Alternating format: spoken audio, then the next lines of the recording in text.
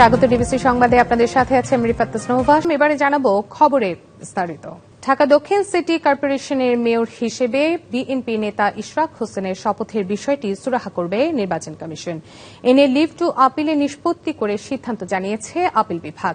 প্রধান বিচারপতি সৈয়দ রেফাত আহমেদের নেতৃত্বে 7 বিচারপতির পূর্ণাঙ্গ বেঞ্চ থেকে এই আদেশ আসে। এদিকে ইশরাকের শপথ না করানো পর্যন্ত নগর ভবন না ছাড়ার ঘোষণা দিয়েছেন তার সমর্থকরা।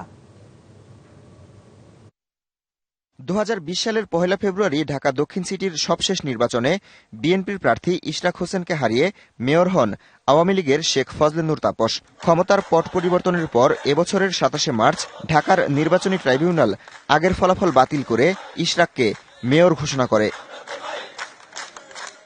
27 এপ্রিল ইশরাক হোসেনকে দক্ষিণ সিটির মেয়র ঘোষণা করে গেজেট প্রকাশ করে নির্বাচন কমিশন, কিন্তু তাকে শপথ না পড়ানোর নির্দেশনা চেয়ে 14 মে হাইকোর্টে রিট করেন দক্ষিণ সিটির এক বাসিন্দা। অন্যদিকে ইশরাককে শপথ করানোর দাবিতে ওই দিনই আন্দোলন শুরু করেন তার সমর্থকরা।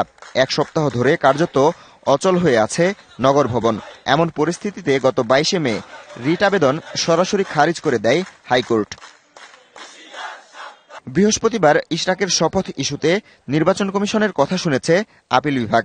যথাসময়ে উপযুক্ত সিদ্ধান্ত নিলে বিষয়টি আপিল বিভাগে আসতো কিনা সেই প্রশ্ন তোলেন প্রধান বিচারপতি। এবং তারা বলছেন যে ইলেকশন কমিশনের সাংবিধানিক দায়িত্ব পালনের ক্ষেত্রে অন্যের মুখাপেক্ষী হওয়ার প্রয়োজন ছিল না, প্রয়োজন নাই, এবং এই অবজারভেশনের উপরই তারা অবজারভেশন দিয়ে আপিলটা নিষ্পত্তি করছেন বলে তারা ভার্বালি তাদের অভিমত প্রকাশ করেছেন। ইশরাক হোসেনের শপথের বিষয়টি সাংবিধানিকভাবে নির্বাচন কমিশনকেই সুরাহা করার নির্দেশ দেয় আপিল বিভাগ। আইন অনুযায়ী গেজেট প্রকাশ 30 দিনের ভিতরে শপথ দিতে সরকার বাধ্য, কিন্তু সরকার শপথ দিয়ে গরিমসি করছিল। কোর্ট একটা অবজারভেশন দিয়েছে যে নির্বাচন কমিশন স্বাধীন, যেহেতু সাংবিধানিক প্রতিষ্ঠান, তারাই এবারে সিদ্ধান্ত নেবে, যাদের সিদ্ধান্ত চূড়ান্ত হবে। এদিকে রিটকারীর আইনজীবী বলছেন, গেজেটের সময় শেষ হওয়ায় ইশরাককে শপথ পড়ানোর সুযোগ নেই। যে নির্বাচনটাকে উনি অবৈধ চাইলেন, সেই অবৈধ নির্বাচনের নির্বাচিত মেয়র হিসেবে নিজেকে ডিক্লারেশন চাইলেন, অথচ আইনে আছে 30 দিনের পরে এরকম কোনো সংশোধন অ্যালাউ করা যায় না। ওনাদের তো মেয়াদ শেষ হয়ে গেছে, কোনো গেজেট শপথ পড়ানোর কোনো স্কোপ নাই এখন আর। এদিকে ইশরাক হোসেনের শপথ পড়ানোর দাবিতে বৃষ্টি উপেক্ষা করেই নগর ভবনে আন্দোলন অব্যাহত রয়েছে। শপথ না হওয়া পর্যন্ত নগর ভবনে অবস্থান কর্মসূচি চালিয়ে যাওয়ার ঘোষণা দেন ইশরাক সমর্থকরা। DBC news desk. একটি সুষ্ঠু গ্রহণযোগ্য নির্বাচনের পর নির্বাচিত সরকারের কাছে ক্ষমতা হস্তান্তর করতে চান অন্তর্বর্তী সরকারের প্রধান উপদেষ্টা ড মোহাম্মদ ইউনূস। তিনি বলেন, সব দল নয়, ডিসেম্বরের মধ্যে নির্বাচন চায় একটি রাজনৈতিক দল। বৃহস্পতিবার সকালে জাপানের রাজধানী টোকিওতে নিক্কেই ফোরামের ফিউচার অব এশিয়ার 30তম সম্মেলনের উদ্বোধনী অনুষ্ঠানের অংশ নেওয়ার পর প্রশ্নোত্তরে এসব কথা বলেন তিনি। প্রধান উপদেষ্টা জানান, মোটামুটি সংস্কার করে নির্বাচন দিতে আরও 6 মাস লেগে যেতে পারে। সাবেক প্রধানমন্ত্রী শেখ হাসিনা ভুল পন্থায় দেশ চালিয়েছেন অভিযোগ করে ড ইউনূস বলেন, সংস্কার এবং একটি অবাধ ও সুষ্ঠু নির্বাচনের প্রস্তুতি নিচ্ছে তার সরকার।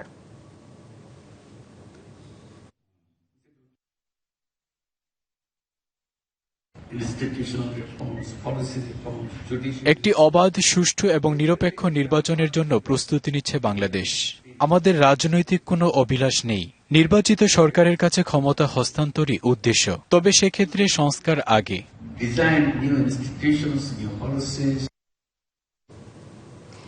পেছনে ফিরে তাকানো নয়, সবাই মিলে নতুন বাংলাদেশ গড়ার প্রত্যয় ব্যক্ত করেছেন প্রধান উপদেষ্টা ড মোহাম্মদ ইউনূস। জাপানের টোকিওতে বাংলাদেশ দূতাবাসের আয়োজনে মানব সম্পদ নিয়ে সেমিনারে নতুন বাংলাদেশ গড়তে জাপানের সহায়তা চান প্রধান উপদেষ্টা। এ সময় বলেন, জাপানের সাথে নতুন করে এই পথ চলার সব সংকট কাটিয়ে এগিয়ে যাবে বাংলাদেশ। অনুষ্ঠানে জাপান এবং বাংলাদেশের মধ্যে বাংলাদেশি শ্রমিকদের দক্ষতা উন্নয়নে মানব সম্পদ বিষয়ক 2টি সমঝোতা স্মারক সই করা হয়। এর ফলে আগামী 5 বছরে 1 লাখ দক্ষ কর্মী নেবে জাপান। সরকারি চাকরি আইন সংশোধন অধ্যাদেশ বাতিলের দাবিতে 1 ঘণ্টা কর্মবিরতি পালন করেছেন সচিবালয়ের কর্মকর্তা কর্মচারীরা। কর্মবিরতির সময় দাপ্তরিক কাজ রেখে সচিবালয়ের কেন্দ্রীয় লাইব্রেরিতে জমায়েত হন বিভিন্ন মন্ত্রণালয় এবং বিভাগের কর্মকর্তা এবং কর্মচারীরা। অবিলম্বে অধ্যাদেশ প্রত্যাহারের দাবি জানান তারা। এদিকে পরবর্তী নির্দেশনা না দেওয়া পর্যন্ত প্রতি সোম এবং বৃহস্পতিবার সচিবালয়ে দর্শনার্থী প্রবেশ স্থগিত থাকবে বলে জানিয়েছে স্বরাষ্ট্র মন্ত্রণালয়। গত 22 মে উপদেষ্টা পরিষদের বৈঠকে সরকারি চাকরি আইন 2018 সংশোধন করে সরকারি চাকরি সংশোধন অধ্যাদেশ 2025-এর খসড়া অনুমোদন দেওয়া হয়। রবিবার রাতে যা অধ্যাদেশ আকারে প্রকাশ করা হয়।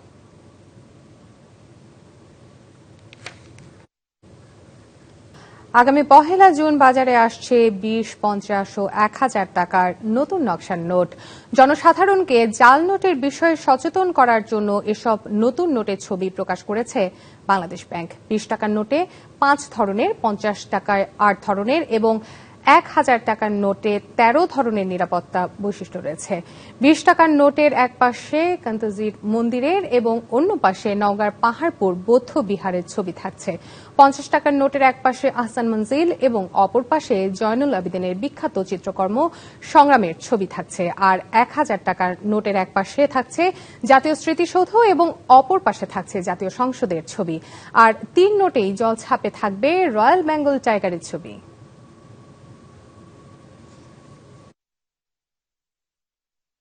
জাতিসংঘ শান্তিরক্ষা মিশনে বাংলাদেশ যে অবদান রেখে চলেছে তা কেবল দেশের জন্য নয়, সমগ্র বিশ্বের জন্য একটি অনুপ্রেরণা। শান্তিরক্ষীদের আত্মত্যাগ এবং পেশাদারিত্বের কারণে বিশ্বে শান্তি প্রতিষ্ঠার ক্ষেত্রে বাংলাদেশের গুরুত্ব এবং মর্যাদা বেড়েছে। ঢাকা বাংলাদেশ চীন মৈত্রী সম্মেলন কেন্দ্রে আন্তর্জাতিক জাতিসংঘ শান্তিরক্ষী দিবস এবং মিশনের শাহাদাত বরণকারী এবং আহত সদস্যদের প্রতি শ্রদ্ধা নিবেদন অনুষ্ঠানে এসব কথা বলেন বক্তারা। জাতিসংঘ শান্তিরক্ষা মিশনে 1988 সাল থেকে অবদান রাখা শুরু করে বাংলাদেশ।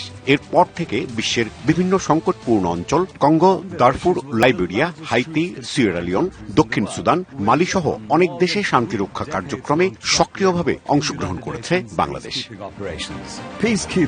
কঠিন পরিবেশে কাজ করার সময় সংহতি আর বন্ধুত্বের বার্তা ছড়িয়ে দিয়েছে বাংলাদেশের শান্তিরক্ষীরা।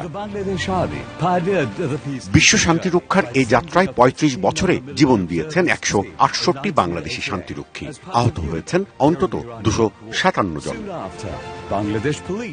বৃহস্পতিবার আন্তর্জাতিক জাতিসংঘ শান্তিরক্ষী দিবস 2025 এবং মিশনে শাহাদাত বরণকারী ও আহত সদস্যদের শ্রদ্ধা নিবেদন অনুষ্ঠানে সেনাপ্রধান বলেন, বিশ্ব শান্তি প্রতিষ্ঠায় গুরুত্বপূর্ণ ভূমিকা রাখছে বাংলাদেশ।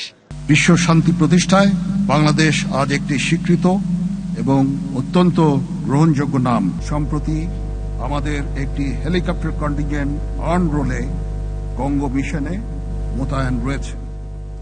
এছাড়াও সম্প্রতি পেরুভিয়ান আর্মিকে আমরা নিজেদের প্রযুক্তিতে তৈরিকৃত গাড়ি যান অনুদান হিসাবে হস্তান্তর করেছি। সেন্ট্রাল আফ্রিকান রিপাবলিকে আমাদের অনুদান ও তত্ত্বাবধানে একটি কমিউনিটি ক্লিনিক প্রতিষ্ঠিত হয়েছে। আমরা এভাবে সেবা প্রদান করে যাচ্ছি। অনুষ্ঠানে অর্থ উপদেষ্টা বলেন, মিশনে নতুন নতুন চ্যালেঞ্জের সাথে খাপ খাইয়ে নিতে হবে বাংলাদেশকে।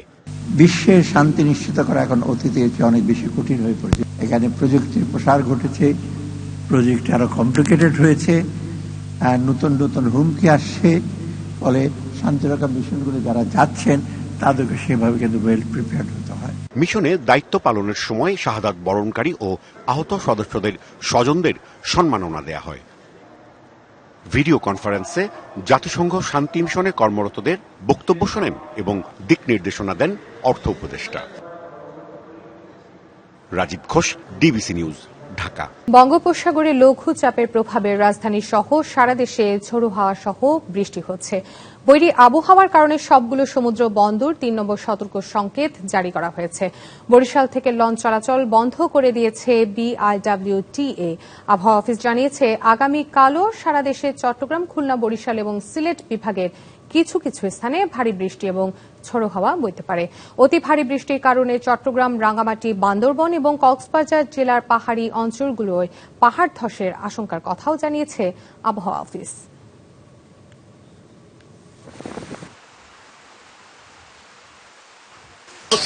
চিকিৎসার জন্য ডাক্তার কাছে রাত্রে চিকিৎসা করতে ইঞ্জেকশন নিতে পায়।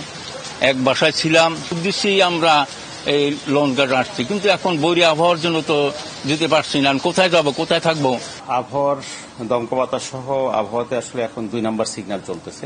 লঞ্চ চলাচল স্বাভাবিক রাখার কথা, কিন্তু দমকা হাওয়া প্লাস বাস্তবিক পরিস্থিতির কারণে আমাদের উপকূলীয় এলাকা সহ আমাদের অভ্যন্তরীণ রুটের সমস্ত লঞ্চ চলাচল সকাল থেকে বন্ধ আছে। পরিবেশ অধিদপ্তর এবং জাতিসংঘ শিল্প উন্নয়ন সংস্থা ইউএনআইটি ওর যৌথ উদ্যোগ এবং নরওয়ে দূতাবাসের সহায়তায় নেত্রকোনায় টেকসই প্লাস্টিক ব্যবহারের উপর আলোচনা সভা এবং পরিষ্কার পরিচ্ছন্নতা কর্মসূচি পালিত হয়েছে। বুধবার জেলার পাবলিক হলে বাংলাদেশ টেকসই প্লাস্টিক ব্যবহারে একীভূত পদ্ধতি এবং সামুদ্রিক আবর্জনা প্রতিরোধ প্রকল্পের আওতায় এই পরিষ্কার পরিচ্ছন্নতা কর্মসূচি এবং আলোচনা সভা অনুষ্ঠিত হয়। কর্মসূচির উদ্বোধন করে স্বেচ্ছাসেবকদের শপথ পাঠ করান জেলা প্রশাসক বনানী বিশ্বাস। পরিচ্ছন্নতা কার্যক্রমের অংশ হিসেবে আনন্দবাজার, নগরা ব্রিজ এবং মুঠাপাড়া এলাকা থেকে প্রায় 800 কেজি প্লাস্টিক বর্জ্য অপসারণ করা হয়।